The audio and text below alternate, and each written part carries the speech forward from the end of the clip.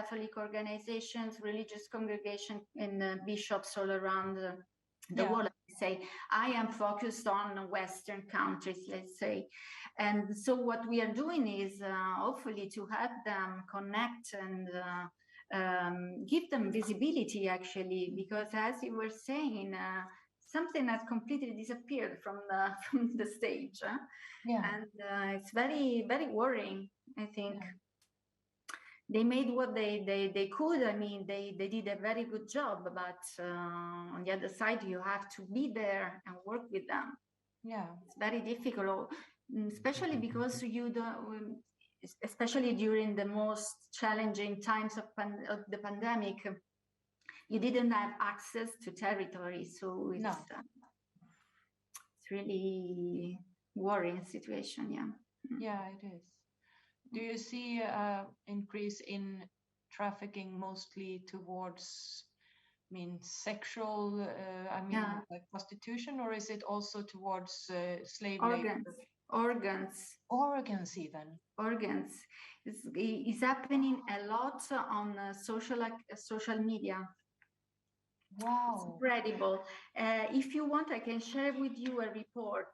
Yes, please do. I don't think it's available now, but it's going to be published sooner or later. It is prepared, I think,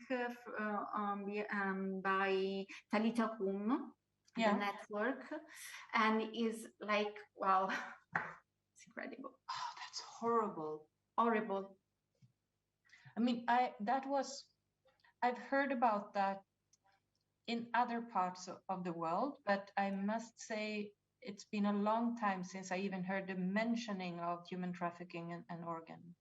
Exactly. So I will note down, so as soon as it is available, I will drop you an email with Please do. Yeah.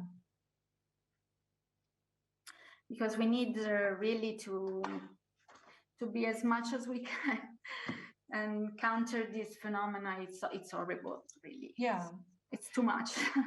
I think just before the COVID pandemic, the churches in Sweden, together with the staff of the airport, the main airport for international flights in Sweden, were having workshops on that, on the kind of the request from the airport staff, because they somehow said that, well, they see sometimes things that they sense there is something off, but it's hard for them to find out or to even engage in a conversation. So they had some really, but that was, I think, mainly related to prostitution and sexual exploration. But at least to have some training so that you know what you see. Yes, training is key. Yeah, key. Education and training is key. Yeah, it's too difficult because this is a matter of a huge criminal organization. It's not about can you hear me? Working to do something. Yeah, great. It's a huge criminal organization. Yeah. And of course, it's so far from most of our understanding of what's going on. It's also, because what we see in our daily life is maybe prostitution on our streets, maybe. But that's it. I mean, it's horrible. Have you also seen or encountered trafficking of children? So not for, I mean, more like trafficking for adoption or that kind of. No, not personally, but maybe in this report we will find more. I don't know, but at this moment it doesn't ring a bell to me.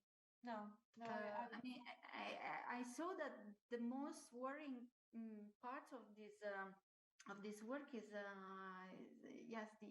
online exploitation is horrible, really. It just moved from physical to the web, so it's really terrible. And there are so many parts of that. It's like all criminality. They are kind of way ahead of the rest of the society in what tech platforms to use and what. So, and Yeah, and I think that's also one of the things that have struck me during these days of speaking about hate speech online, that this conference would have needed a few young tech-savvy people as well to discuss on this, because it seems to me that I'm too old. I'm lagging behind in the I think absolutely the same. I feel completely out of the matter, honestly. Because I know that me personally, maybe because my age, I'm completely out of these dynamics. Yeah, I don't understand them. No, and I'm not in this as much involved in the social media. I mean, I use them as far as I can, chat with a friend sometimes, but I'm not into the matter. So it's very, for me, it's really far away. Yeah, and not being able to understand really what are the dangerous zones on social media and so on, it makes it much more difficult to say, okay, so here is a strategy to counter hate speech online, because it seems like we're running behind. In that. So I agree completely. And also imagine the use that I mean, children do with children and technologies. It's completely different. They are confronted daily. They are always with the telephone in their hands, and wow. It's really, really complicated matter. Yeah. So you are where now? In which city? Today I'm at home in Umeå in the far north of Sweden. We just today had some snow. No! So we're already there. Che bello. That's nice. It was so cold. And, you know, we have, I don't know if you have, but we changed the tires of the cars to winter tires with spikes. So not to slip off the road. And my husband actually had the tires changed last week. And then I made fun of him saying like, well, it's still a few weeks till snow. And today there is snow. So he won. Now here in Rome is quite, okay, to be Rome is quite cold. Because we are around 15 degrees in October, which is not at all usual. You can go to the beach usually in October, and so it's kind of freezing for us, but, so you can understand. But you know, I had lunch outside. It was like 20, 21 degrees. So this is our range of cold in Rome, no? You know. Can I come join you? Yes, please come.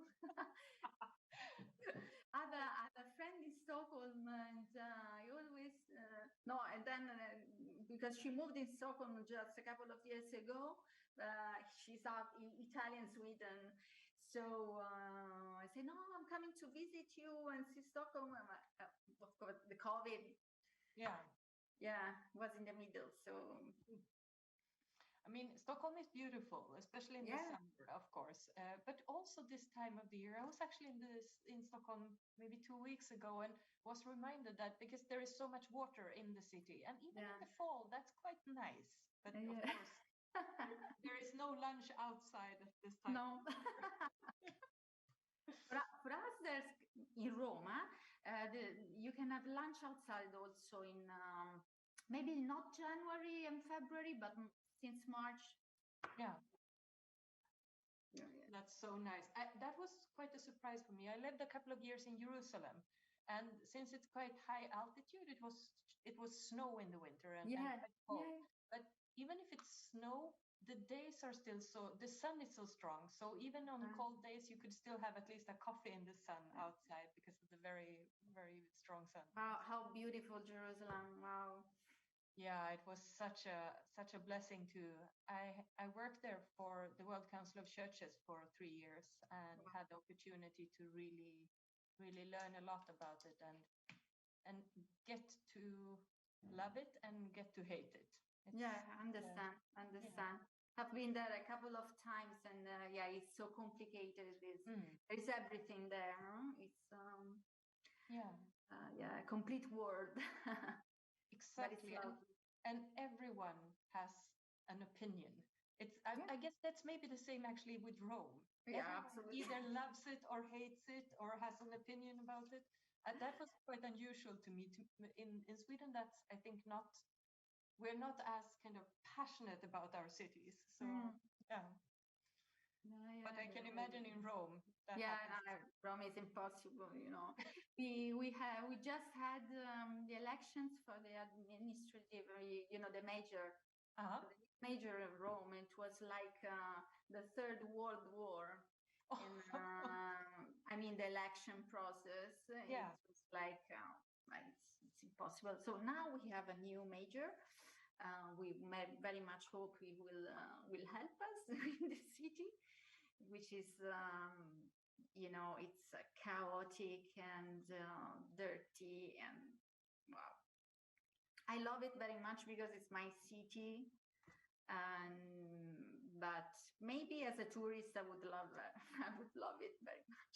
Yeah, I mean, visiting Rome is it's so beautiful and it's so picturesque, and everything is like wherever you turn a corner, there is something new, a new sight to see, but I can imagine it's also a little bit crowded and maybe not running completely smooth all the time. And living here is impossible, you know. And no, I'm saying something very, very, maybe I wouldn't have to say this, but the COVID was a blessing because we had to stop, and it was the you know, no smelling air, and no cars all around, and I would say also less, no visitors, no tourism. So it was really another city, you know. Yeah. And now it's much worse than pre-COVID, because now people is not feeling comfortable using public transport because of COVID, because here everything is crowded. Yeah. So everyone is taking his car. No, it's impossible. Yeah. That must be horrible. I mean, no, it's horrible, really. Yeah. So what do? You just leave your car and I don't have a car because Rome is impossible to. I mean, I don't want a car. No. I don't want to be part of this mess. So I have a scooter, which is a very Roman habit. But it's believe me, is impossible to drive now. Even a scooter is impossible. Oh wow! And you go home and you have to shower because it's smelling. No, it's I don't know, really. So what do you think the mayor can do anything about this? Is there some way to sort it out, or is it I hope so. I really pray every night, please do something, stop the cars. But you know, we have many other problems. So if you stop the car, actually you have to improve public transport, which is not the case because there is a loss of money and whatever. It's complicated. In Rome, we are too many people here, and everything is here. The government, administration, and everything is Rome. Yeah. And how is the housing? Yeah. How is the housing situation? Is it possible for young people to get an apartment, or is it like? This is another problem because all the city center is for tourists. Yeah. So it's all the flats are for tourists. So like Airbnb and things like that. Exactly, and it's very expensive to rent a flat room. Really. In my area, I live in an area where you have like two big universities. So it's full of young people coming from every part of Italy, of course, mainly from southern Italy, and they pay like for a room up to 600 euros. Yeah, for a room, which is so hard. It's really, really problem. I don't know, but I really hope this new major will. You know, we are very much on the. I think you have read something about the previous major and the problems with the waste. Yeah. Yeah. Which was quite challenging, but it is still challenging. It's not a matter of the major. It's the system. You know, it's very, very complicated, like everything in Italy, but in Rome is very much complicated. Yeah, and of course that's such a horrible thing, because it clogs the streets immediately and makes everything scary and disgusting and feeling like unsafe in all sorts of ways. So I don't know. I really love this city, but it's impossible to live in. Very, very complicated. Yeah. I'm sorry to interrupt. I just spoke to the physical team, and they said that one of the speakers is on his way. They're just waiting for one person, one of the speakers for the session, and they will start shortly after he arrives. I'm sorry for this delay. It's okay. Thank you. So how are you, Diana? Are you feeling okay, or very much stressed? Very, very busy these 3 days, but so far it's been going okay. I mean, for the speakers, especially for the physical attendees, it's going smoothly. There is a few issues with the attendance online for those who are watching the event, because the sessions tend to go a bit over time and the sessions close down. But other than that, it seems to be going fine. Okay. It must be very challenging. Yes, because we hired external team to do the technical side for the hybrid event, and everything was set up, like the website and everything, for the first time. So we're learning from our mistakes. It must be such a challenge. Thank you very much for your patience, especially for our online speakers and participants. We are waiting for one speaker to arrive, but I really hope this will happen in a few moments and we can start our panel discussion that is dedicated on proposing effective means to counter hate speech against refugees and migrants. I kindly ask you for 1 or 2 minutes more of your time. Thank you.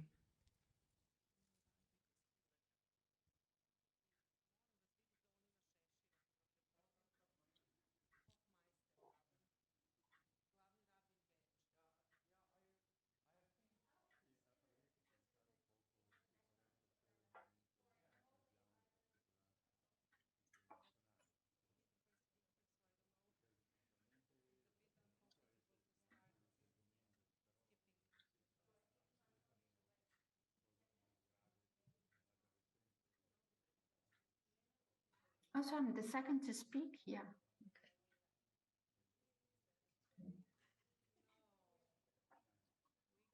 Sorry, I couldn't hear.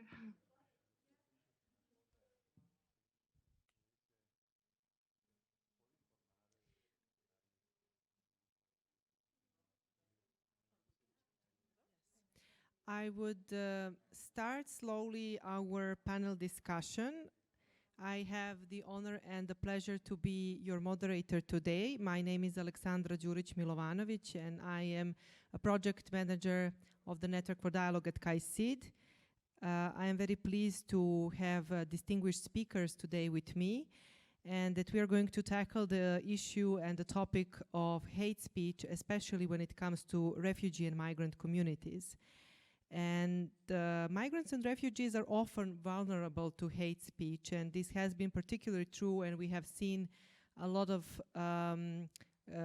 examples, unfortunately, during COVID-19 crisis. Then they have been scapegoated as possible spreaders of disease, while socio-economic tensions have framed them as a drain on resources for valuable local jobs. Building on the first 2 days that we have participated yesterday and the day before of the third European Policy Dialogue Forum on Refugees and Migrants. This panel will consider what policymakers and religious leaders and religious actors can do to counter hate speech, but also from the research perspective, we will also hear what research institutions and how research can contribute to this debate. And in addressing the cause, the root causes of the conflicts that affect them and their well-being. I am pleased to introduce our first speaker who is joining us. First speaker is joining us from Rome, actually from the organization Vatican's Migrants and Refugees section, Ms. Flaminia Vola, Dr. Vola. I hope you can hear us well and that you can start your presentation in a few moments. It is really our honor and pleasure to have you. And you will have some 5 to 7 minutes to present your main points on this subject, and in the end, when all speakers present, we will have a chance for Q&A and some dialogical, I believe, time. So the floor is yours, Dr. Vola. I hope you can hear me well. Thank you. Yes, very well. Thank you very much for having me in this panel today. Thank you, Aleksandra, and I would like to thank all the organizing team for this, for all the efforts. I am very well aware of the challenges in organizing such a complex event. As you correctly said, I'm representing the Migrants and Refugees section, which is an office of the wider Vatican Dicastery of for promoting integral human development. And what I'm basically doing today, I have prepared a few reflections based on Pope Francis' teachings and on our experience on this topic. I hope I will be able to keep within the time you kindly provided. So migrants and refugees are indeed among the vulnerable groups that are at risk of becoming a target of negative and demeaning and misrepresentation. As the Holy Father notes, the role of media is key. The risk of misinformation being spread on social media has become evident to everyone. Being critical in this regard is not about demonizing the internet, but is rather an incentive to greater discernment and responsibility for contents, both sent and received. All of us are responsible for the communication we make, for the information we share. Misrepresentation are often caused by an incorrect or ideological use of terms. The issue of migration is not simply one of numbers, but of persons, each with his or her own history, culture, feelings, and aspirations. Addressing categories instead of persons might generate what the Holy Father has described as the globalization of indifference, which revolves around a widespread throwaway culture that discards the poor, the elderly, those who are unproductive in today's society. At the same time, the globalization of indifference makes us all unnamed, responsible yet nameless and faceless. Secondly, intolerance, discrimination, and xenophobia have increased in recent years. In this regard, in 2017, the Holy Father emphasized, "I cannot fail to express my concern about manifestation of intolerance, discrimination, and xenophobia that have appeared in various parts of Europe. Often this reaction is motivated by mistrust and fear of the other, the foreigner, those who are different. Such manifestation became even more evident during the pandemic crisis, plotting a we against them.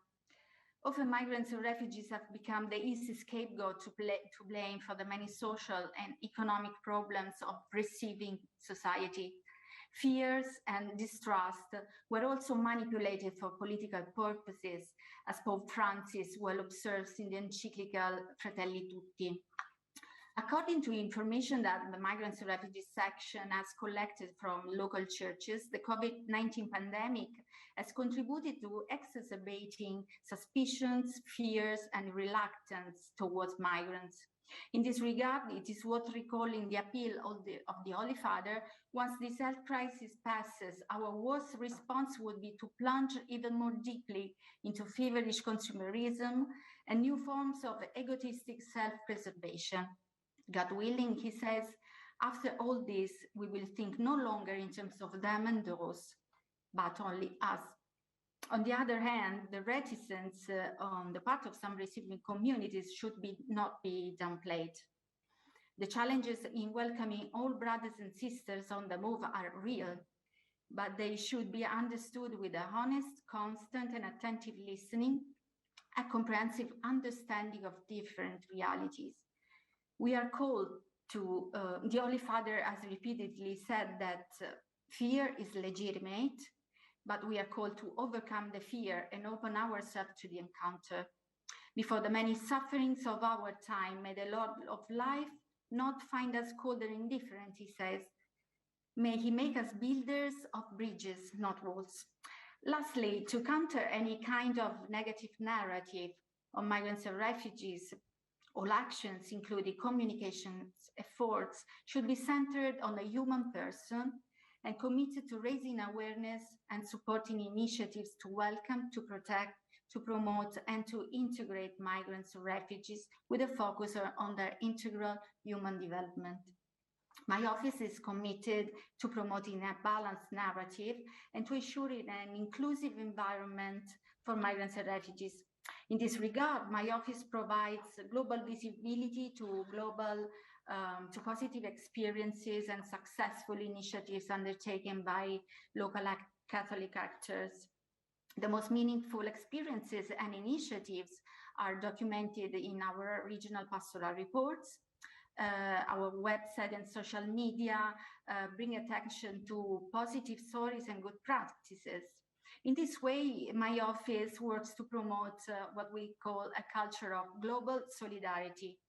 In his message for the 2021 World Day of Peace, Pope Francis states that a culture of care is a way to combat the culture of indifference, waste, and confrontation so prevalent in our time.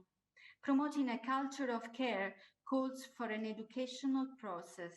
Educating people to care begins in the family, together with the family schools and university. And in some respects, the communication media are also responsible for education. In this regard, religions in general and religious leaders in particular play an indispensable role in handing on to their followers and society at large the values of solidarity, respect for differences, and concern for our brothers and sisters in need. Thank you very much, and over to you, Aleksandra. Thank you so much, Dr. Vola, for your presentation, for underlying the importance of the role of religious actors in combating hate speech against refugees and migrants in Europe, and also for presenting the valuable work that Vatican's Migrant and Refugee section is doing in that regards. I am really looking forward to discussion where I would invite all our participants, both physical and virtual, to join us there. Without further ado, it is my honor and pleasure to introduce second speaker, Chief Rabbi Shlomo Hofmeister, Community Rabbi of Vienna, to provide his remarks in the next 5 to 7 minutes. You have the floor. Thank you. Thank you. Yeah. As I speak at the second part of the session, after we've heard so many wonderful and thought-through statements, and it's sometimes difficult to add something on which hasn't been said yet, and I don't think I want to repeat the many things which have been stated already, we all agree with. But I want to fill some gaps which I still find which should be mentioned in order to have some completeness. And I think one thing, something very important, which we should stress, which I want to emphasize, is that all of us are members of groups and communities, smaller or larger parts of societies, who are the victim of hate speech, all of us. Yet at the same time, each and every one of us represents groups and communities who are guilty of perpetrating hate speech. Each and every one of us. And anyone who denies that is simply not being honest. Having said that, what is really considered hate speech? What does hate speech mean? At first, we might all have similar associations of political rallies hijacked by power-driven demagogues, populist politicians of the worst kind, or fanatic religious preachers, spreading purposefully misconceptions and prejudice in order to incite hate. But really, hate speech starts on a much smaller flame. Rabbinic literature elaborates extensively on the danger and destructiveness of any sort of negative talk about others. And it does not make a significant difference, by the way, if negative notions about others are spread in the open public or in private. Allowing ourselves to express negative opinions or prejudice about others, and our rabbis go so far as to say that it's irrelevant whether or not the proliferated matter is in fact true or slander. Either way, it causes damage and will lead to an escalation between individuals and even more so between groups. A known biblical concept in all monotheistic religions, love your neighbor as you love yourself, taken from the Jewish Bible, it's very well known. It's very simple to love your neighbor, the one who is just like you. But the Jewish Bible emphasizes 36 times, love the stranger. Then the love to the stranger is something much more challenging. He's different. Prejudice and misconception about the strangers are much more prevalent, and it's much easier to fall into traps. What is true regarding the disastrous effects of negative talk within one's own community is certainly true with regards to the stranger. I think as religious leaders, it is our utmost responsibility to care not only for the ritual and spiritual well-being of our constituency, but also for their ethical and moral behavior, especially when our religious sources are emphasizing on the importance of it. The way we speak to one another within the community, that's when it starts, when we break down the taboo, when we don't consider the power in a negative way of our speech about others. The next step is what we call hate speech.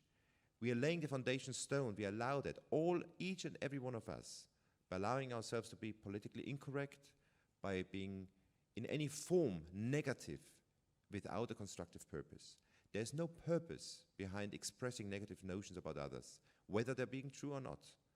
If we, as religious leader, emphasize that, and we make our constituency understand that as religious people, as individuals, we must not allow ourselves to look down on others or to speak about it.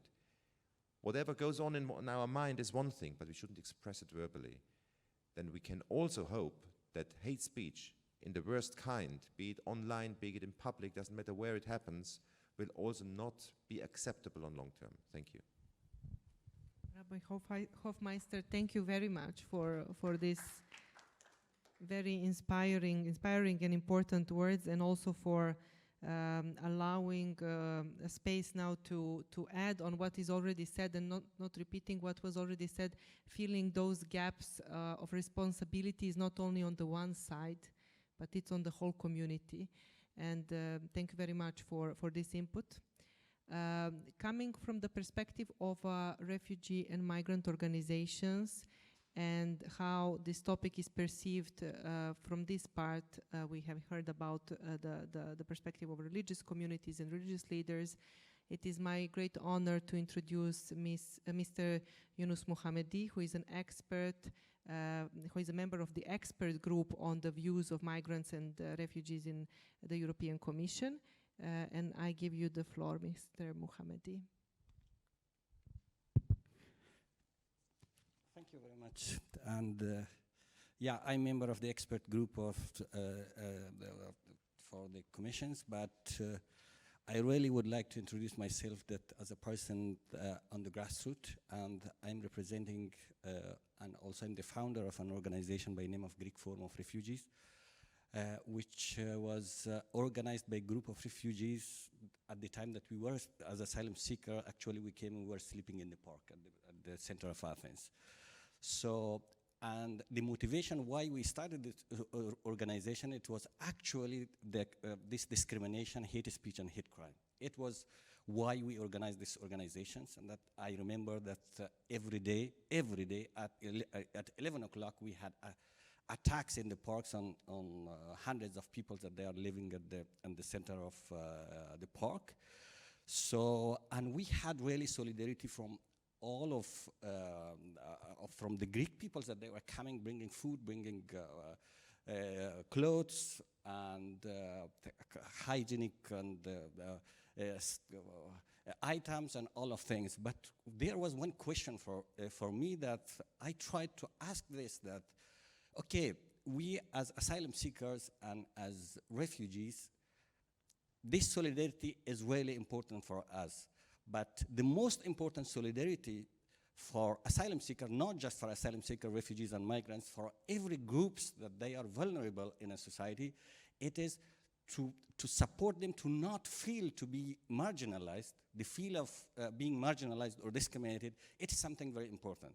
I remember the media when they came and they asked me, I was the person that I knew English at that time, and they asked me that, yeah, you are here, and if the Greeks helps you. And I said, yeah, Greeks helps us, but why you don't ask this? Every day we had this kind of hate speech and hate crimes. So the media said that, no, we don't care about that, just tell us and what kind of solidarity you receive there.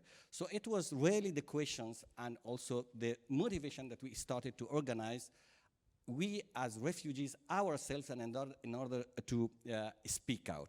So let us see why we had this kind of problems of hate speech and hate crimes. For me, it is the biggest problem, it is the problem in the system.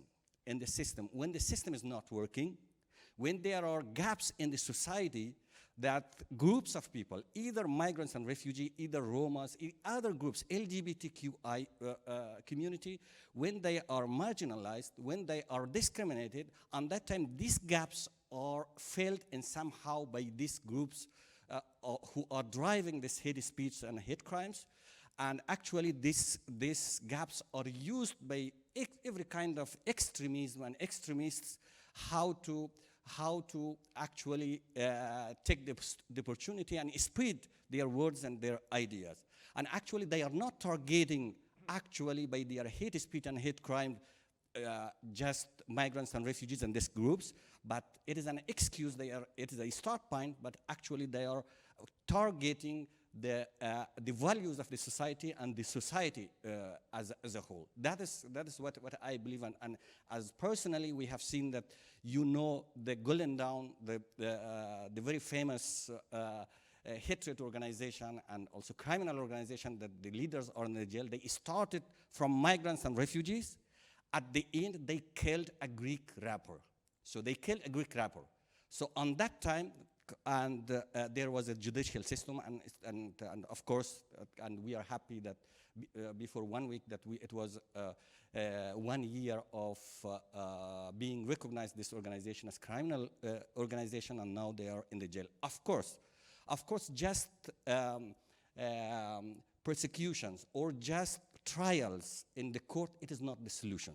So another problem that we had, it is the lack of raising awareness, the lack of proper and adequate information that why the refugees are coming, why the peoples are on the road, and not just that, and the lack of information for refugees and migrants themselves within the communities about their rights and responsibilities. It is another problem that we had.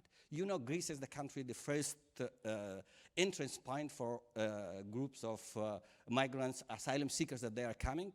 So before they come to Greece, they have passed so dangerous journey, and they have passed discrimination, violence through other countries, Turkey, Iran, and Pakistan. So sometimes they are not aware of that. It is not usual to accept violence, hate speech, or hatred. So it was one of really the challenge for us, how to start raising awareness within the communities to react, but not react the same way, but react, to speak, to find to make alliance with the local communities, really, with the local communities, and together start to understand and to react that what does it mean, this hate speech, at the end for all the society. And another subjects that I don't want to add what has been told already. What is really, really important for me, and I think not just in Greece and also in other countries, it is the politicians and also media. It is two things, how politicians are speaking. What is the narrative is used by the politicians and the government especially, and it is followed by the media, and these two, they can create the narrative, the public narrative. I don't speak about negative narrative or positive narrative. I speak about the false narrative and the right narrative. The right narrative, maybe it is bad, but the right narrative should be told. But the false and the right narrative, it is important. So as an example, I tell you that before 2015, from 2010, 11, 12, 13, that we had even everyday attacks, either verbal, as hate speech, either by hate crimes. Our office was attacked, I was attacked badly. So, and at night when we were going to, and looking to the TV, and the media says that today there was attack by migrants and refugees to the Greek peoples and to the Greek shops. So it was really shocking for us that how we can combat this kind of disinformation and this kind of misinformation by media. So it was kind of, and in 2015 there was a change of policy.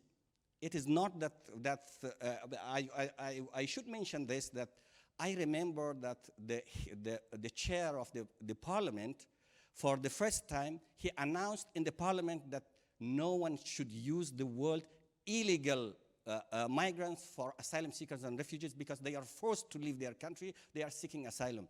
So, and it was spread to the politicians, and it was very clear that the journalists, that they were using not just illegal, but they were connecting directly migration and refugees to crimes.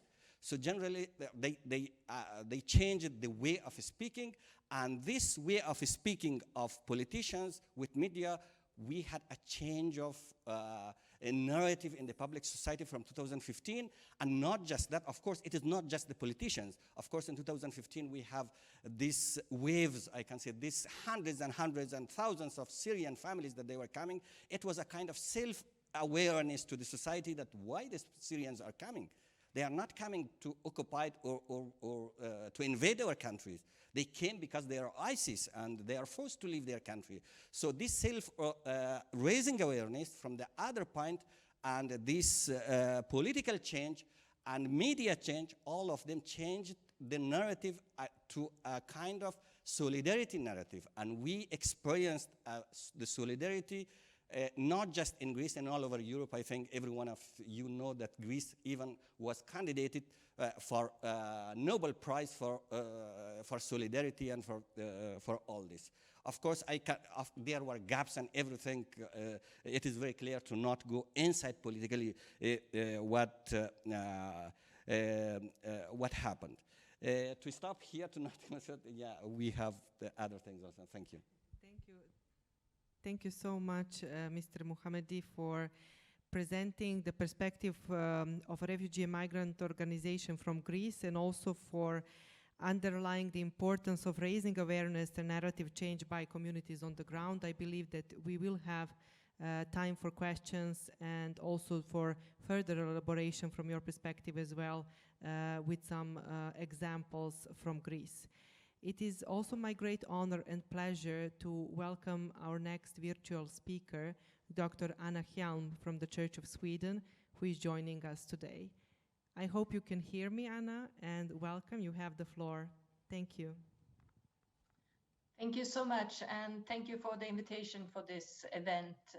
And thank you for the previous speakers that I've been taking a lot of notes and look forward to the conversation later. But let me just start with, I'm the program director for the A World of Neighbors program, and I would like to bring you some insights from that program into this conversation. First of all, it's really interesting that when looking up hate speech or counter narratives in an academic database such as Google Scholar, one immediately ends up in research in the realm of artificial intelligence or computer learning. Maybe that is not in itself so strange with the logic of how we see hate being spread, not least on social media these days. Maybe we think that bot shall with bot be expelled or something like that. But is that really the most effective way to counter hate speech? To leave it to the machines or the bots to sort out the hate in the digital era? I think not, and here are some reasons why I learned from the program Interreligious Praxis for Peace, A World of Neighbors. First of all, from our experience, there must be no hate in counter speech. I don't know if you remember, but in 2016, a company left a digital bot to fend for itself on Twitter. Within hours, it had learned from the surroundings, picking up the hateful language, and if you could say so, the bot had joined the dark side. One insight we draw from A World of Neighbors network of 50 practitioners working together with refugees and migrants and receiving communities around Europe is that there should be no hate in counter speech.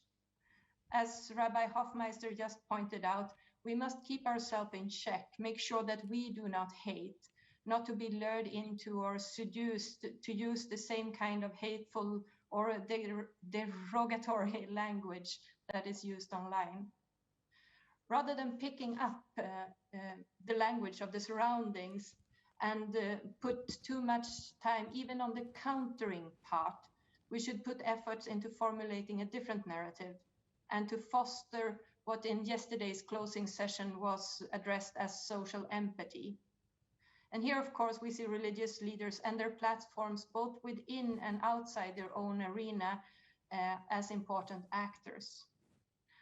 But we also like to bring to the table the need to, in doing so, we need to make sure that we strengthen the agency in the groups affected of hate speech. When we formulate a different narrative, it needs to be inclusive and including all, because we need to imagine a future together. Second, I would like to point out that there is no one size fits all, even when it comes to hate counter speech. And this has been addressed in the last days as well. We need to adapt not only to the way that the hate is expressed and how we want to counter that, but we also need to be willing to adapt the counter speech in line with the sentiments and understanding of those targeted by the hate. Quite recent research has shown that different target groups, such in this research as in queer communities or the Jewish communities, have been shown to prefer counter speech to take different forms. While the first group prefers counter speech with humor, the later group finds hate speech should be countered with warnings of online or offline consequences. I think this understanding is especially important to keep in mind when dealing with groups or working with groups that are marginalized or excluded from voicing their own concerns and preferences in the public narrative, such as way too often, refugees and migrants. When setting up counter speech for trying to defend these groups, if there are groups with a low trust in police system, for example, counter actions involving reporting hate speech to the police might actually bring even more fear. So to make sure we do no harm in our efforts to counter hate speech, we need to involve and listen to those affected. And thirdly, and partly connected to the point above, from our experience, dialogue and encounters are still critical. In a recent conversation on confronting anti-Semitism and religious grassroots responses, the speakers in the session, one Jewish, one Muslim, and one Christian, all pointed out the need for dialogue and mutually transformative encounters. And from our religious position, we need to put effort into including also secular persons and organizations into those encounters, as has been done during these last couple of days. One of the points that we need to include them, the non-religious communities in as well, is to make sure that religion or faith is not viewed as something strange and exotic in Europe that somehow is framed to come with migrants or refugees and adds on to the haters framing one group as the others, but rather to make sure that everyone understands that religion and faith is an intrinsic part of our society. And I can tell you as a Swede, that's not always the situation in the northern part of Europe. All in all, we think that one way or the way to do this work, to counter hate speech, and is to challenge false dichotomies between us and them, because we think that hate thrives on dichotomies. And to finish off, we are really grateful that we are not bots. It has become clear over these last couple of days that we have to have many tools for countering hate speech. And what we have learned from A World of Neighbors is that a complex reality as the one we live in need complex responses. So thank you very much, KAICIID, for over these last couple of days, bringing so many tools for countering hate speech to the table. Thank you. Thank you, Anna, so much for your intervention, for joining us and for supporting the work of the European Policy Dialogue Forum, not only this year but also last year with the input of the World of Neighbors and the important work you are doing in Sweden, and also for underlying here the importance of formulating a different narrative, the importance of encounters and dialogue and the need of dialogue. Thank you very much for that. And as we continue with our next speaker, Professor Miriam Diaz Bosch, who is coming from Barcelona, who is director of Blanquerna Observatory on Media, Religion and Culture at Ramon Llull University. She's going to speak on this subject from a perspective of her research, and we are very glad and grateful for your presence, Dr. Bosch. I believe that you have a short PowerPoint presentation as well, and I kindly ask for support there. Thank you. Thank you. Okay. Thanks also for the speakers. I am really glad to be in this panel. You know that in conferences you could come up in a panel that you like a little bit or you like a lot. I like it a lot, and I wanted to share that. I would briefly present a survey we have recently done in 4 European countries, UK, France, Germany, and Spain, about Islamophobia. It is the first time that we speak publicly about that, and I'm going to be very short, but I will use it as an example of the rise of phobias, because I come from Spain. We are very worried about the rise of different phobias, not only Islamophobia, but since we have 5 minutes, I would be very brief on that. Sorry. Okay. Oops. Okay. So some data. We have 17 August Stop Islam. 17 August 2017 in Barcelona was the day of a terrorist attack.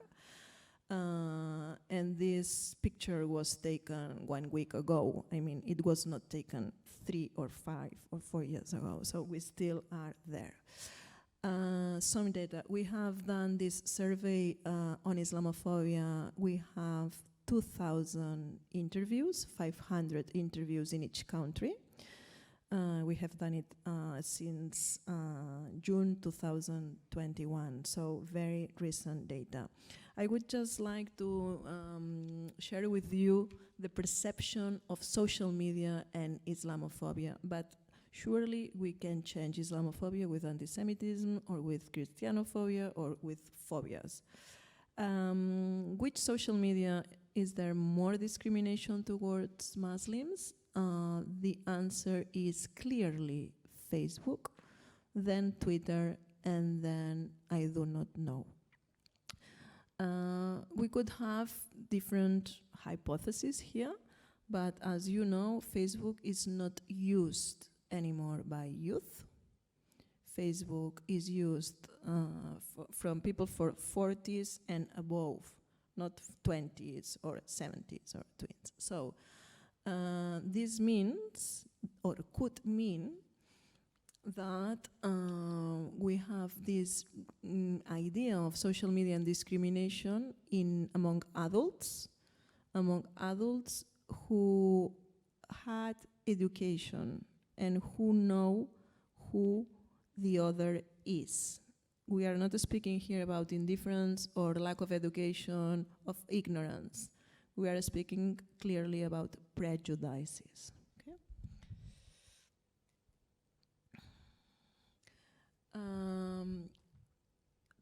Thinking about the role of social media and how we, I mean you and me and who wants to be active or not on social media, I think we need to consider the possibility of not being on social media as a possibility, or being on social media and not being active on social media as well. And if we are active, to consider always otherness and empathy as principles. You asked for concrete actions, so I dare to go to concrete ideas. Not only on social media, but also in the offline world. We need to talk less and act more.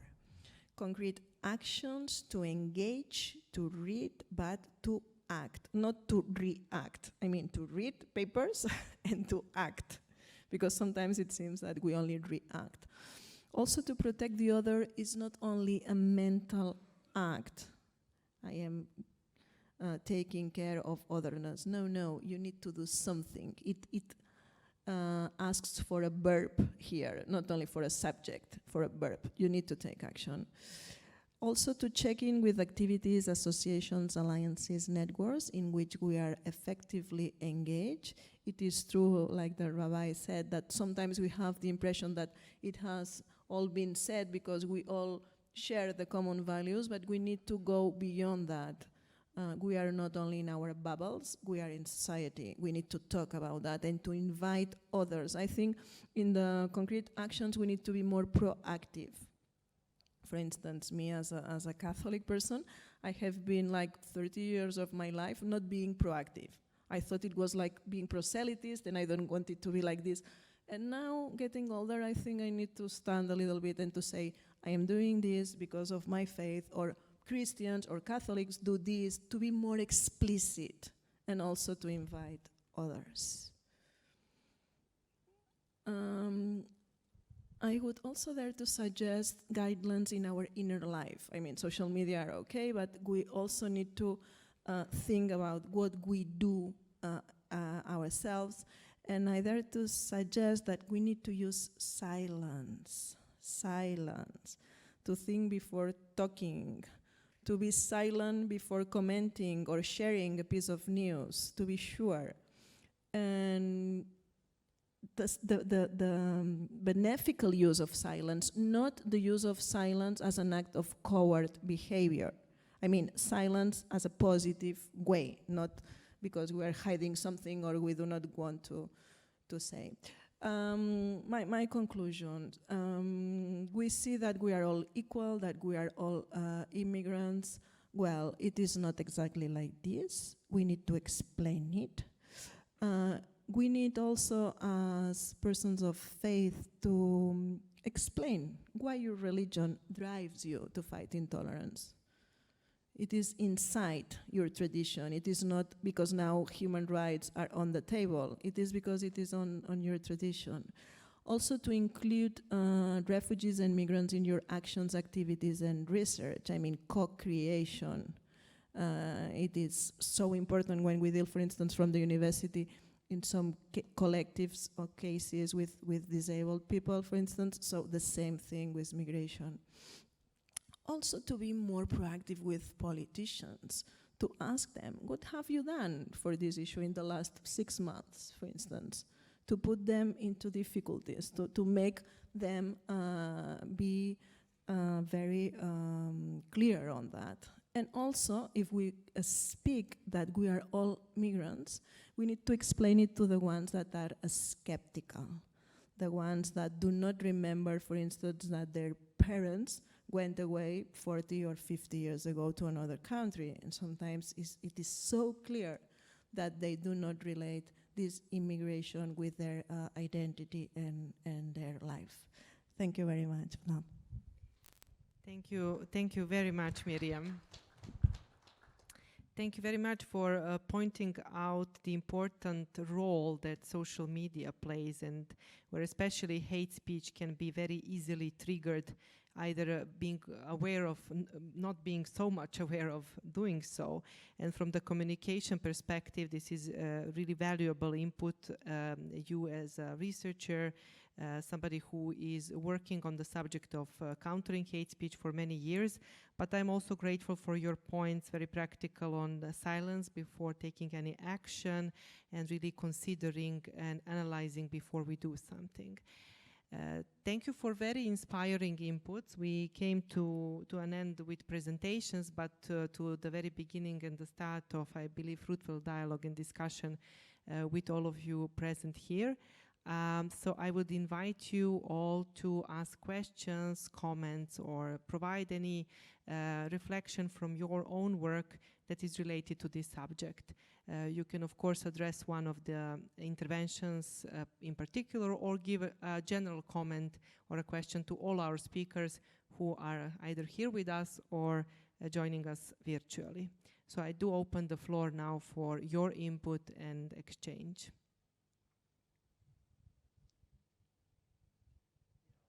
I believe there is a mic for that. Yes, there is a mic on each table, I think. Yes. Yeah. Just briefly introduce yourself. My name is Sanaid Kovelica. I'm Chief Imam in the Islamic community Bosnia-Herzegovina in Norway, and also President for the Muslim Network for Dialogue in Norway. I just want to say that you really covered what is the most necessary. I would like also other groups to hear all this, because this is so important. I mean, what you said about it is exactly what I want just to repeat. So we have to deal with two things: registration and reporting. So we have to register every single case. My experience from Norway, we have really big trouble if we go to ourselves, Muslims, for example. There are cases, many cases, and people are silent. People hide it. I don't know why. We try to get to understand why they hide that someone has attacked them, someone has threatened them. And it happens with all generations. So we try to encourage them, actually, okay, what happened, happened. Please, it is important to report, to let us know what happens so that we can inform others who are relevant for that, because we have good dialogue after the attacks of the far right in Norway. So the Ministry of Justice has the register and will register everything. So registration within the communities is important. We should have our internal registers, but it has to go to the authorities, and the authorities have to use it so that they take necessary measures to cut it in the roots, or actually to treat it in the way they need to treat. And I think this is very horrible. I mean, you mentioned, I mean, your study, it's really very problematic.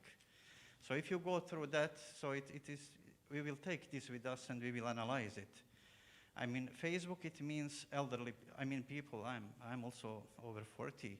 So I say very often, for us over 40, I doubt we can do very much with us. I mean, something is wrong there, but people should be fined for their stupidities. And Norway started doing it. So giving fines for that they do. But the problem is, you know, if you check Instagram is not very much less. It is 18%. That's problematic, because it is people, I mean, between 15 to 30 and above. That's very TikTok is, my daughter, 12, uses that, and her generation, but we should remember, TikTok has just started. If it is 11% now, and if we do not do something now, it will increase even with the young generation. That's very problematic. So that's why registration, reporting, and of course, aggressively towards politicians. They have to do something. You know, we should not let them sleep, because they are paid, they are elected, and they should do the job. Thank you very much. Thank you. Would you like to briefly react on that? Okay. Look, because I didn't speak about how to combat hate speech. Of course, it is the first, in terms of migrants and refugees, the first a holistic existence of a holistic integration plan and inclusion. It is very important, as Mr. Iskinas said, the Vice Commissioner. Integration is not just finding job, but it is also many other things. And also I want to add also it is a political integration. Also it is very important. And in terms of recording, one of the way in order to understand and also to combat hate speech and hate crime, it is recording. And also there should be created networks and official bodies in order to go and record this. And we, because of our efforts as communities from 2008, and we are the co-founder of the biggest network of recording of incidents of hate speech and hate crime in Greece. And actually we had a good cooperation with Norway, that in Norway at that time had 5,000 cases of hate crime and hate speech in Norway, but in Greece it was 100. We had every day. Because of the lack of recording system, so it was like that we don't have problem. If you don't record it, you don't see the problem. But now, not just we have with organization, 90 organizations, we are recording the hate speech and hate crimes, and also we push the authorities, and it is 5 years or 4 years that the police has official offices for complaining and also recording hate speech and hate it is so important. And it is very important that also Mr. Iskinas said that when you speak about hate speech is not free speech. So to not mix it. Hate speech is a crime, so it is going to create the place for a hate crime. So let's prevent it. So it is something that we should not mix it with freedom of speech or something else. Thank you, Mr. Mohammadi, for reacting on this comment. Yes, Miriam, yes. Please. I would like also to say that in Catalonia, the place where I live, recently the Catalan government has launched the first chair of religious freedom and belief. And we at the university have been awarded with this chair, and we have started recording. We are now in contact with all the minorities and different communities, interviewing them, making formats available to understand the level of offense, discrimination, persecution, whatever happens in terms of religion in the place. So I think this is the tonic, the trend to report and to record and to denounce. Thank you, Miriam, for adding perspective from your own work to this comment. I open now the floor from us for some other inputs, also for our virtual speakers or general remarks. Yes, Shaza. Yeah, my name is Shaza. I'm also from refugee background, if I can say. And what I can experience during my life in general, since I became here as a refugee, it's the mixing between the, as you said already, you mentioned the free speech and the hate speech, because also we sometimes feel like some groups have the freedom to speak and to provoke sometimes other people, and then they said, look what they did or whatever, what happened, or like Islamophobia and so and so. And I'm always feel like the government has a role to play. Like if the government show the real, for example, Jewish, the real Islam, the real Christianity, the values, not the political actions, if we can say. So ES is not the Islamic group, or they call themselves, but it's not.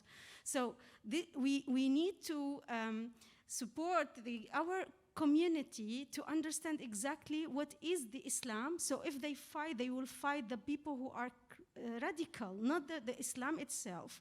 And then I think it's how we can start having something. And for refugees and migrants, why they didn't report? Because always they have a weakness in their cases, or in their, they didn't feel integrated, to be honest. So they thought, like, as a refugee, I will not do that. Maybe that will affect my case. Maybe they will not accept me. Maybe they will not extend my residency. So I will keep it. I will try to keep my file as much as clean. This is what they thought. That's because they didn't trust, to be honest. And I think the trust is here, should be for everyone. And when I had my nationality in Germany recently, they asked me to sign something, and they said you have to be you don't have to be anti-Semitism or whatever. Why they didn't ask also to not be anti-Islamophobic and also anti-la-la-la-la-la. So there is so many things that I have to sign to be for everything. It's not only some. Because something we criminalize it, and the other we are not. And this is what we see it in general, how politicians play with this just to let people voting or whatever. Thank you, Shaza, for your input. Any reflections on this from our speakers? I hope that virtual speakers are also able to hear us. Anybody else from the audience would like to ask here present or give a comment? I have one question coming from our online participants for the representatives of religious communities and faith-based organizations. What is the actual capacity of FBOs in different countries to offering support in overcoming hate speech? How can this be done more systematically? Rabbi Hofmeister, would you like to address this question? And then I would also ask Anna Helm and Dr. Vola to join us as well.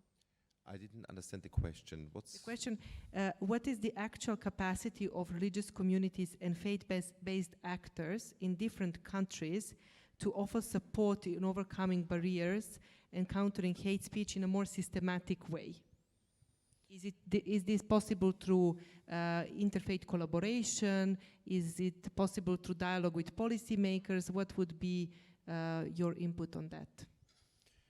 I think it has to work on different levels. It has to be both on the grassroots level, obviously, because that's the most effective, but it has to be on the leadership level as well, and in the political dialogue. Now, according to my experience, what we have done so far was to first bridge between the religious leaders, because it's the easiest. The religious leaders, there's no antagonism usually. It's very simple. We understand the problems of ourselves, our own constituency, as well as the other. So that's very simple. That serves as a role model in order to allow prejudice to be weakened up or broken down even on the grassroots level. Now, it's very important that when we want to achieve anything in a society, as minorities in particular, that we first find each other's attention and collaboration, and then together approach the public authorities. Because if each individually is trying to negotiate anything or to achieve something with the public authorities, they won't achieve much. It's very important that be it as religious groups or as minorities, doesn't make a difference in what sense, that we work together in order to fight also for the other one's rights. It has been in the last couple of years, since the right-wing populist movements have been sprouting all over Europe, one of the tendencies that the governments, these kind of governments, tried to polarize the various groups because they didn't want them to be united. And they also tried to build their own political success on those, let's call it hate speech, on those propagandas and discriminations against the various groups. And to counteract that, it's very, very important that we are sticking together and we are speaking in one voice against these authorities. Thank you very much. I'm not sure if that answered the question. Yes, I believe that is. So unity, and then the approach that can be more systematical is that we bring the voice together as one, and then we try really to overcome the barriers that are in front of us. I would invite Anna Helm to, if she would like to answer the question on the role of faith actors and religious communities. Anna, are you with us? Yes, thank you so much. And thank you so much, Rabbi Hofmeister, as well. I completely agree with you. I think from our perspective, the interreligious collaboration, both on a very local level, in municipality level, speaking as a united voice towards the municipality leadership and so on, is really helpful, but also on a national level to actually be a united voice and to speak up and stand up for each other's rights is a way forward. Not completely to answer the question, but what kind of stuck with me from a previous session, and I would like to bring it here, is also from the previous session where Mr. Al-Yamali, Yamali, sorry for the pronunciation, he spoke about the victims of hate crime, and he said something in the line that everyone could become a victim of hate or a victim of hate speech. And I think, especially coming from a majority church in Sweden and speaking from that position, I think that's also something that we need to be reminded of, that hate is not about a certain group. Hate can kick hard on anyone, and we need to stay united before someone is exposed to hatred and hate speech. So yeah, maybe also to keep that in mind, also as majority churches or majority communities. Mm-hmm. Thank you, Anna. Thank you very much for your answer. Dr. Vola, I would also like to hear from you, if you can hear us. Yes, thank you. Thank you for the floor. I think I quite covered this topic in my contribution. What I can bring here is the experience of my office of Migrants and Refugees section, of course. I think that as someone, and I would like in this occasion to thank all the panelists for the very inspiring presentations. And someone saying that we should not just react, but I am adding to this reflection that we should, in a way, find a new strategy to communicate. And this is precisely what we are trying to do. I mean, I am lucky enough to be in contact with many Catholic actors all around Europe. And our strategy is that to focus on their good experience and successful experiences. This is not just because we want to tell good stories, but precisely because good stories are not news on the newspaper, on the social media. It's incredible. I mean, so a strategy could be this one to raise awareness on the good experience and the positive experience, especially when they are implemented in a wider cooperation with many different actors. This is our experience.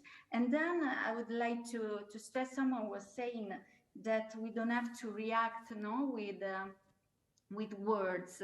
When I was preparing my contribution today, I was reading, I just found an inspiring comments of the former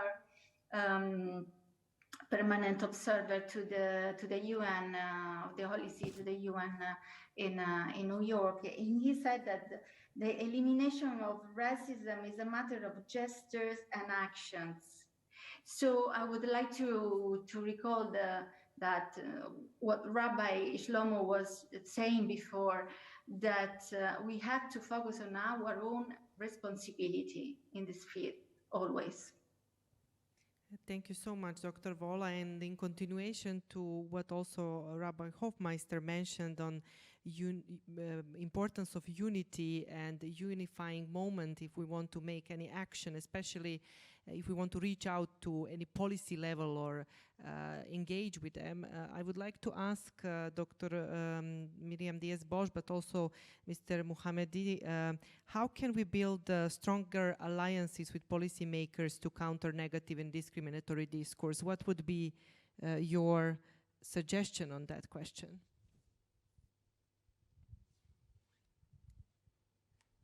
As the Imam said, bothering them night and day, and also showing the strength of different alliances between politicians, religious leaders, and media actors, not separately, but at the same time. For instance, as an example, to be concrete, today I'm very concrete this afternoon. Dr.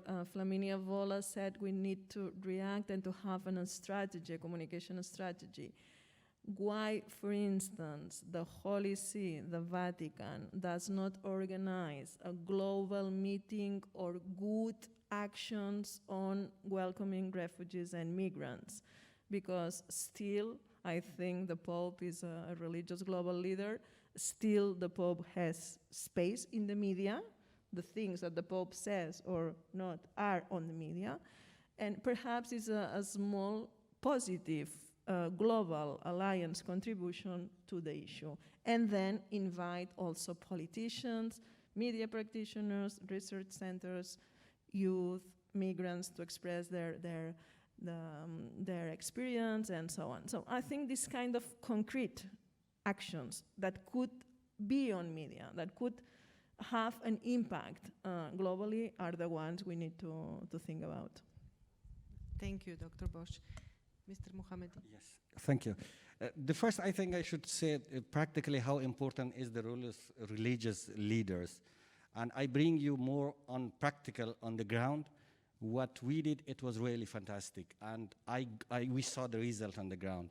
So at the spike of hate crime and hate speech, so because I use always hate crime and hate speech together, because no hate crime is without any hate speech. It starts by hate speech and it ends to a hate crime. So we brought a muftis Muslim and we closed an appointment with chancellor of the church, and they made just this picture of this view, this two-person as a religious leaders. It created really, it changed the narrative. Of course, it is important also raising awareness, also because people believe the religious leaders, the religious centers, so that's important. So even in the mosques that we were doing, we were going for raising awareness before muftis. We had a cooperation in order to speak about the issues of migration and also hate crime and hate speech, so it was so effective. Through religious leaders and religious places, it is one thing. Alliance building with policymakers, or going how to access to policymakers. I think the best way it is that the first, these groups, I can say targeted groups, if they are organized better, they speak out and they are coordinated as communities, as LGBT communities, as all of them together, and also make connections with the local communities and to find a common issues, common interests, common values there or exists, and together you can open the door of the policymakers and you will get yourself at the table of decision, which is really, really important. It is not easy, but with alliance building, with local societies, with local authorities, you can open the door of the authorities generally. It is possible, and it is so important being on the table of decision making. If you are not on that table, you are at the menu, you will be eaten. I think it is there. Thank you. Thank you so much for very concrete proposals. I believe that is very useful also for our audience. I see that we have another question from one of our participants. Hi, yes, I'm Shannon Fomen from KAICIID Europa, and I actually don't necessarily have a question, but I wanted to come back to these last interventions because I'm really pleased with what you said, Ionis, because I agree. I think so much can be achieved at the local level, and I think having a big public event is great for raising awareness potentially, but then it's just a big public expensive event, and what will change?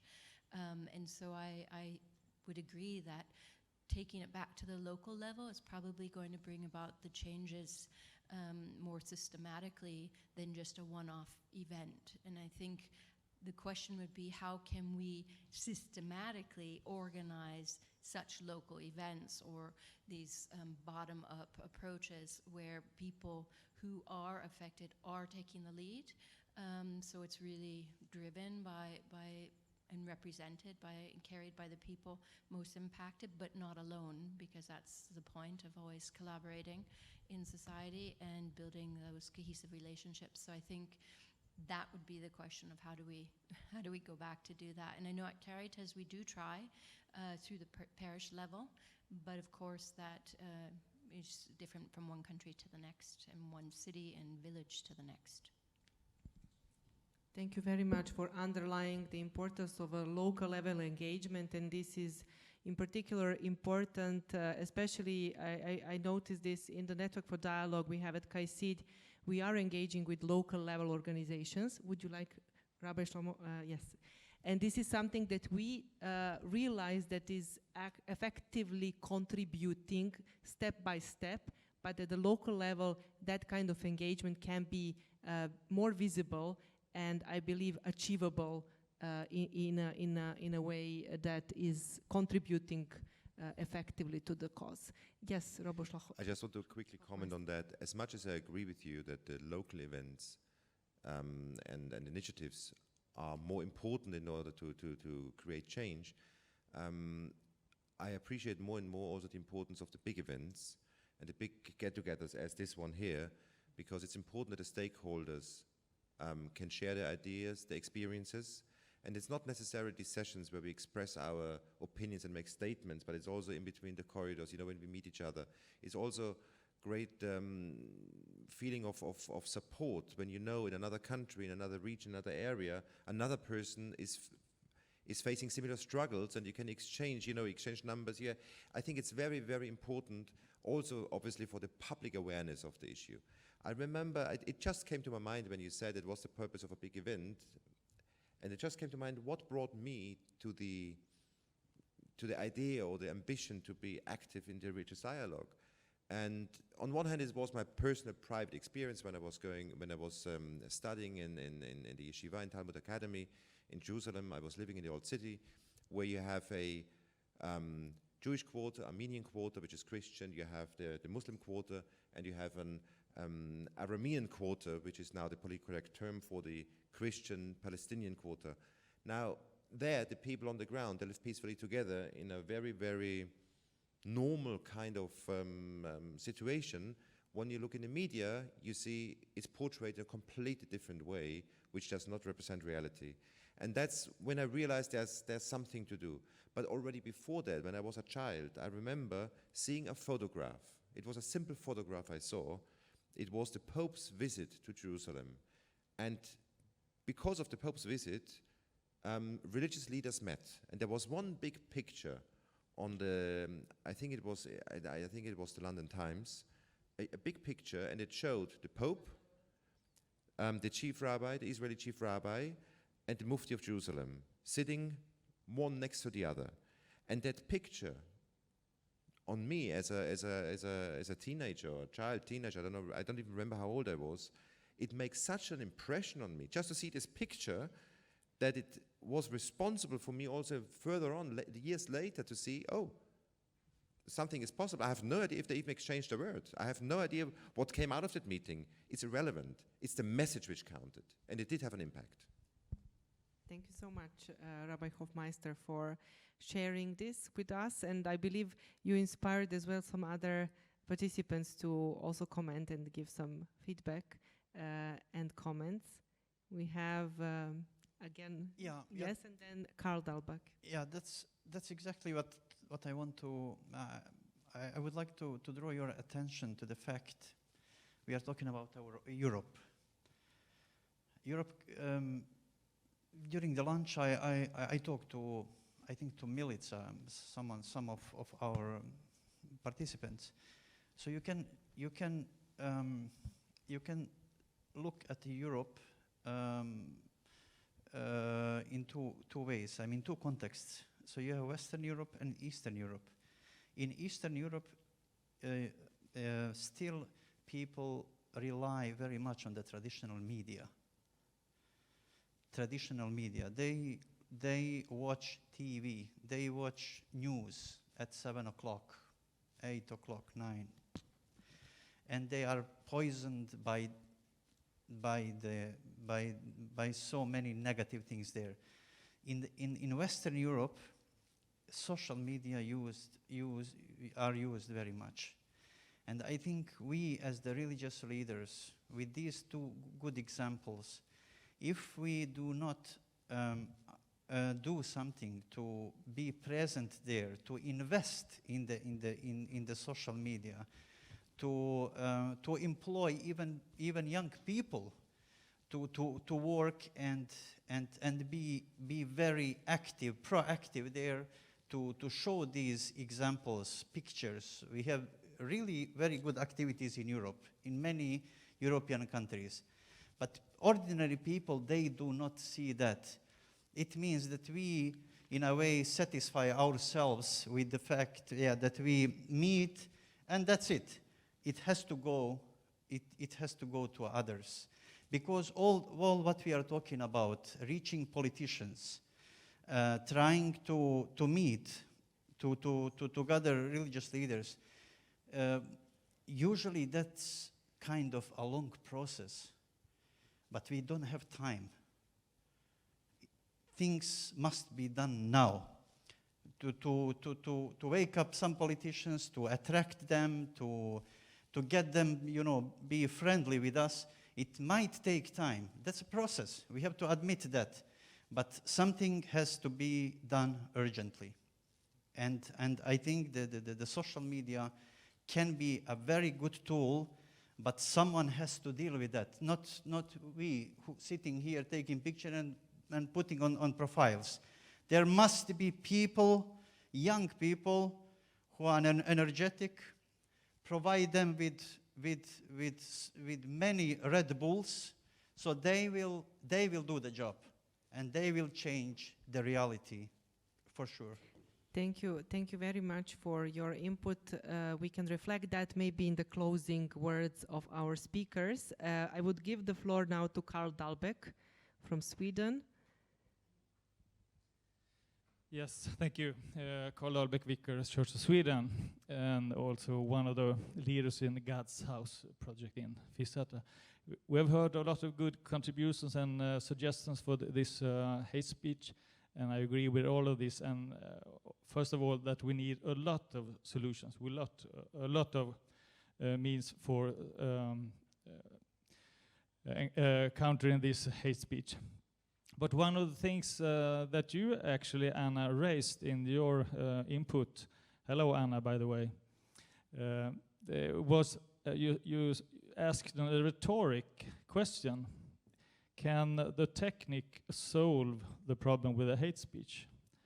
But actually, if the technique and the algorithm has brought us here, why can't the technique and the algorithm help us come out of here too? Can somebody comment that? Because we must press the technique organizations too to take responsibility for the situation, and we have to make rules for the technique company too.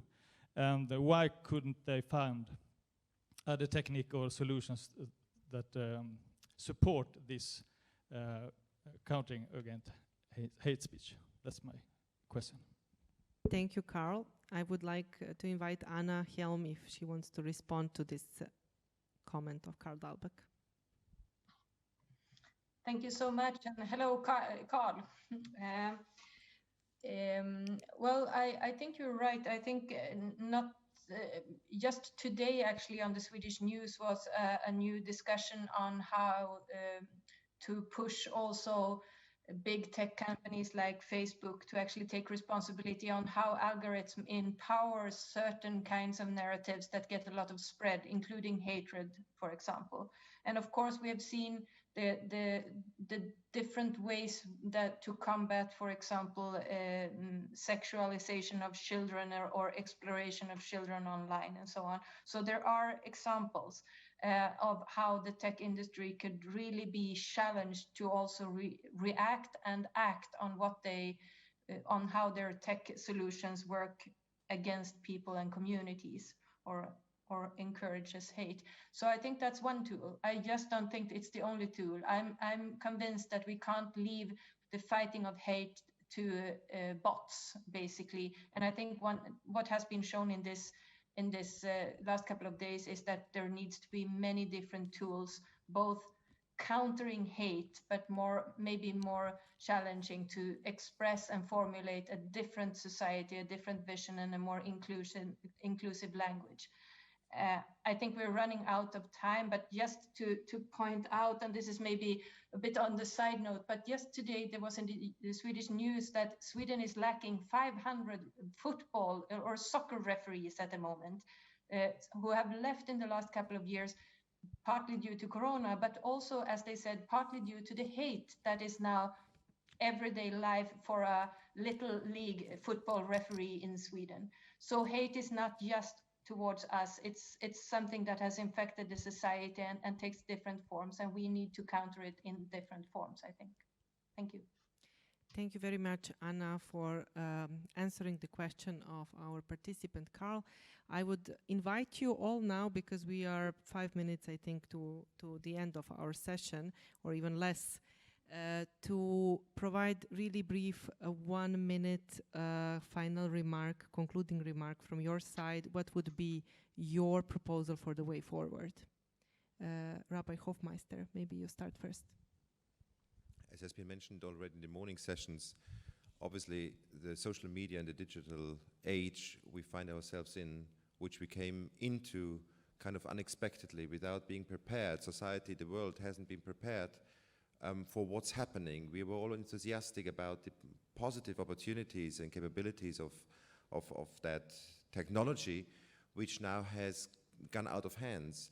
And it is just my sincere hope that trying to regulate issues such as hate speech and discrimination on these medias will not come to on the expense of civil rights and freedom in other areas. And I think, I'm sure there is an algorithm to block hate speech on social media, but the same can be used to block any other information as well, which is important to be distributed. So I think it's a very, very tricky situation. Technically, a lot of things are possible, I'm sure, also legally speaking, but they can be abused on the other side. So it's a tricky situation we find ourselves in. At the end, I don't want to lose the optimism that working on values, which at the end will hopefully raise the standard the users of the internet or social media are actually putting in, will have also an effect.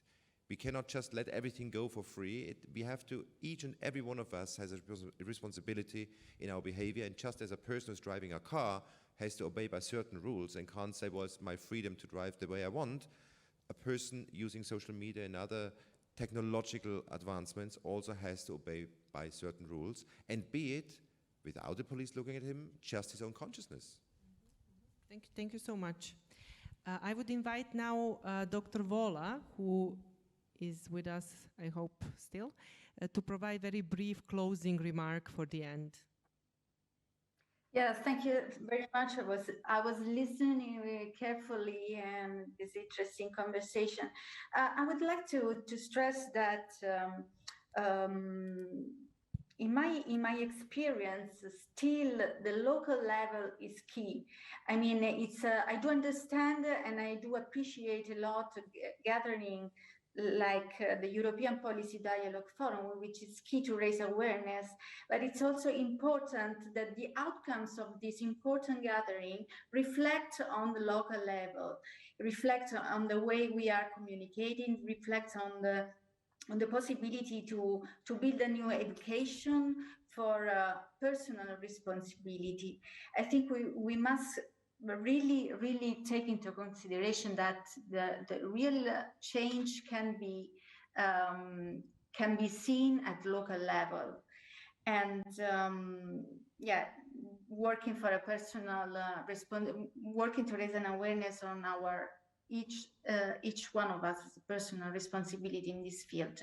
The second thing I would like to add is that personally, when I hear you speaking about social media, I feel like a bit out of the box because my age, I feel I'm too old to speak about social media. So I would like to see more and more youth engaged in this conversation. Thank you. Thank you very much. Thank you very much, Dr. Vola. Very brief, Mr. Mohammadi, final closing remark. Yeah, thank you very much. I think the first, as we said, that hate speech and hate crime, it doesn't target just one group, one person. It goes actually to all. And also the reasons and the source also, it is not from one source, it is from different sources. It has social media and different groups and also even religious groups and also migrants and refugee groups and also so. We should take care of all of them. Of course, social media, it is really, really important, but now it is something that we use everyone. There's something that I want to add and we didn't mention here. In order to combat really hate speech, I think we should go to school and also to education, also to children. It is really, really important that we should go there. From there, we should start for long term in order to combat it. It is so important. The final one, it is, and I finish, that when we speak about events and others or other things, look, I want to say that I'm not here just speaking for migrants. I'm not living in Greece just working for migrants and refugees. I'm a member of the society. I work for Greek society. So our office is responding to different crises. That now our office is responding to the crisis that we have this earthquake, we had this floods, and also then. So it is, we should not just segregate groups and things. It is, as the society as a whole, it is very important. Thank you. Thank you. Thank you very much. Dr. Anna Helm, very brief final remark from your side. Thank you so much. That's a challenge to come up with some brief remark in the ending here. But I think one thing that Mr. Mohammadi touched upon was this, that hate comes in many forms and from many different sources. So we need also to maybe learn more about the sources for hate in order to also find the best ways to counter them and to actually engage also in conversation with those in the risk of becoming haters or something like that. And I must also say, in line with Dr. Vola, that I think we need to also include and bring to the table young people, and not least young people with refugee and migrant background, who might guide us in the field of social media and the up and coming social media, because really from my side, I feel like I'm constantly running behind on new forms of interaction, and we should really draw on their experience and their knowledge. I think that's really crucial for the future in confronting hate and hate speech. Thank you. Thank you. Thank you very much. Miriam? Yes, I would also like to see youth here with us, also tweeting and posting and helping us to spread the word. So I think in every and each of our events, youth should be present with us.